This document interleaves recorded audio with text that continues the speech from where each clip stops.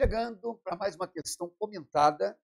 Você está vendo aí ó, na tela a banca Sebrasp, que antigamente, né, recentemente até a gente chamava de CESP. Tem gente que ainda fala CESP até hoje, mas agora o nome da banca é Sebrasp. E nós trazemos aí na tela uma questão de 2023 sobre análise sintática.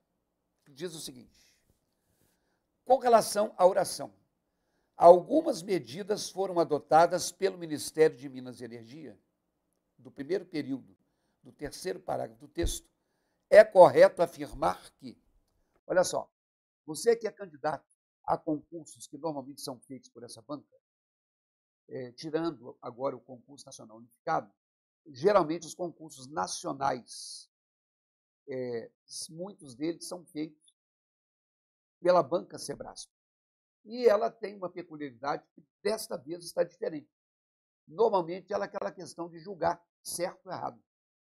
Então não tem trauma daquilo que, quando você erra, além de não ganhar o ponto, você perde um ponto. E agora foi uma questão de múltipla escolha. Não é novidade, não. Isso sempre teve. Só que tem menos proporção.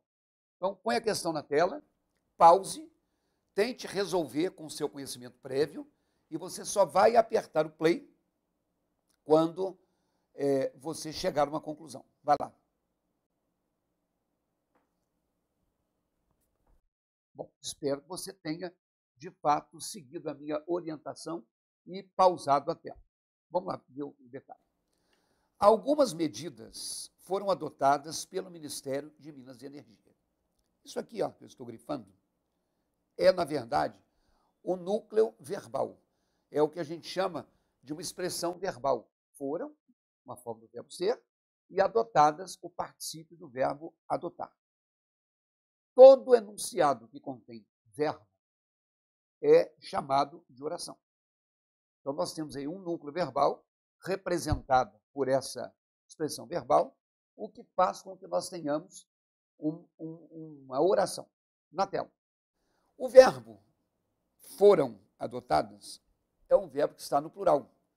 Significa que o sujeito da frase tem que ser plural. Então, aqui, ó, algumas medidas é, portanto, o sujeito dessa expressão verbal. Quando o sujeito é plural, o verbo é plural. Então, estou começando a fazer isso porque é uma questão que envolve a questão sintática. A gente começa a olhar primeiro o verbo, em seguida a gente procura o sujeito. Vamos ver na tela. Das opções que nós temos aí, está dizendo assim, letra A, o núcleo do sujeito gramatical corresponde ao termo medidas, com o qual a locução verbal foram adotadas, concorda. Se você marcou a letra A, você acertou a questão. De cara. Por quê? Porque, como a gente já falou, o sujeito plural leva o verbo plural, o sujeito singular leva o verbo singular. Vamos anotar? Quando a gente tem esse termo sintático chamado sujeito, ao contrário do que muita gente fala, tem até livro, até apostila eu já vi, dizendo que sujeito é aquele que pratica ação. Por que isso não é verdade? Porque nem todo verbo é ação. Quando eu falo, eu fiquei preocupado, como notícia que tive ontem, dizer que eu fiquei preocupado, eu não estou praticando ação nenhuma. Essa informação está mostrando o estado que eu fiquei. Mas anotando aí, ó, sujeito, na verdade, ele vai ser o termo que determina a concordância do verbo. Então, quando a gente fala de concordância verbal, a concordância verbal é o acordo que existe entre o verbo e o sujeito. Claro, quando você vê uma oração que fala assim, ela pulou no quinto andar, você sabe que o sujeito é ela. E a palavra principal é a única que existe. Mas existem sujeitos que têm expressões. Vamos anotar. Por exemplo, se eu disser, por exemplo, que a maioria das questões, e eu preencho aqui o predicado da frase, você falaria o quê? Que a maioria das questões foi fácil ou que a maioria das questões foram fáceis? Você falaria de alguma forma. Você pode até não ter pensado, a pessoa não sei, não pensei, então pensa. O que você fala? A maioria das questões foi fácil? A maioria das questões foram fáceis? A maioria dos jovens vota? Ou a maioria dos jovens votam? Como é que é? Porque aí, vamos ver lá a frase na tela. Esse sujeito que eu escrevi, que é a maioria, né, das questões, ele tem uma palavra principal, que é o núcleo. E o núcleo é a palavra maioria. Tá?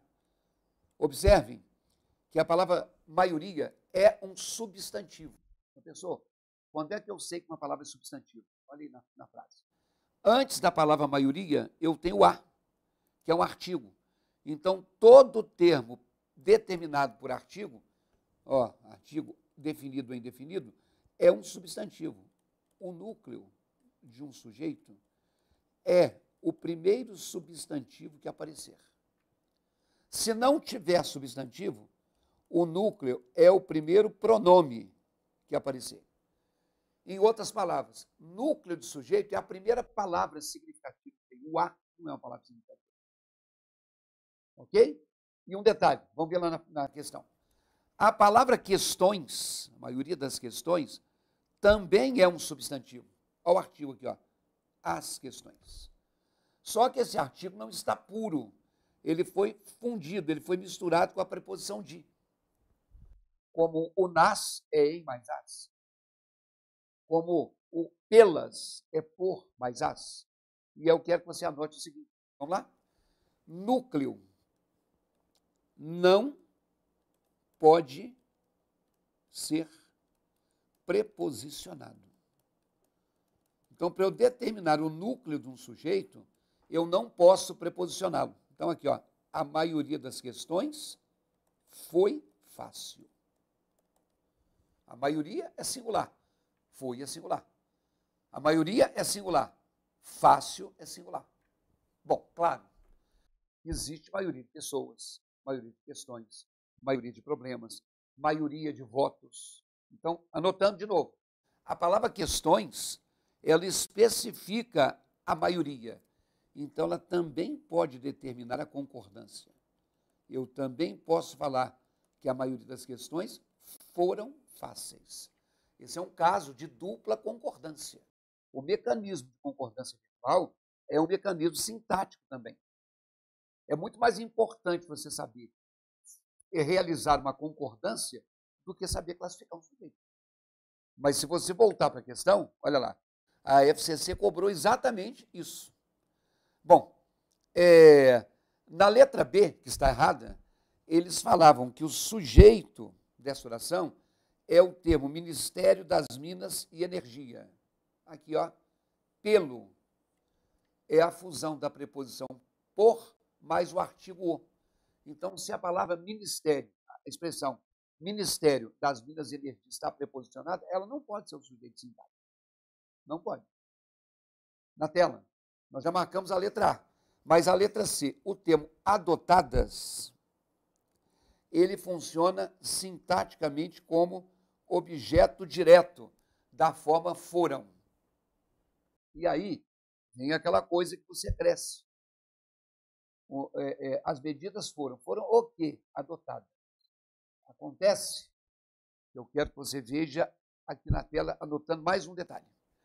Quando você tem uma frase assim, as pessoas continuam o quê?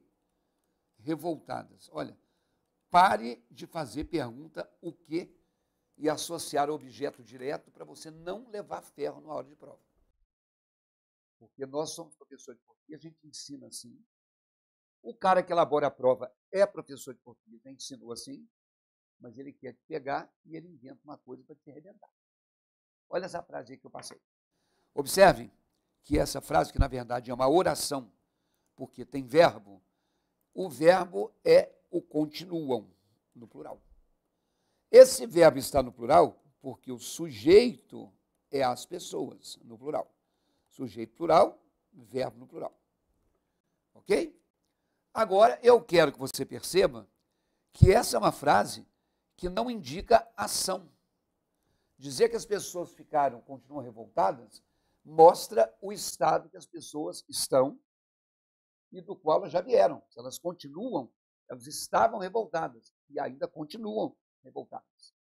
Então, marque aqui comigo o seguinte, vamos lá. Esse revoltadas é plural e é feminino, porque são as pessoas. Se fosse o homem, seria revoltado. Se fosse os vizinhos, seria revoltados. Então, perceba, veja lá, que essa palavra concorda, se refere ao sujeito. Então, isso é uma característica do sujeito. Isso não completa o verbo. O objeto direto completa verbo. Se a palavra se refere ao sujeito e se a palavra concorda com o sujeito, isso aqui é o que a gramática chama não de objeto direto, mas de predicativo do sujeito. Então, o que é o predicativo do sujeito? É aquele termo que concorda com o sujeito. Ele é flexionado de acordo com o sujeito. Vamos lá na tela. Algumas medidas foram adotadas. Se fosse um procedimento, ele foi adotado. Se fosse dois dispositivos, foram adotados. Então, marque aí, ó, a palavra adotadas, que concorda com medidas, ela não é o objeto direto. Ela é o predicativo do sujeito. Você já marcou a letra A, mas olha a letra D.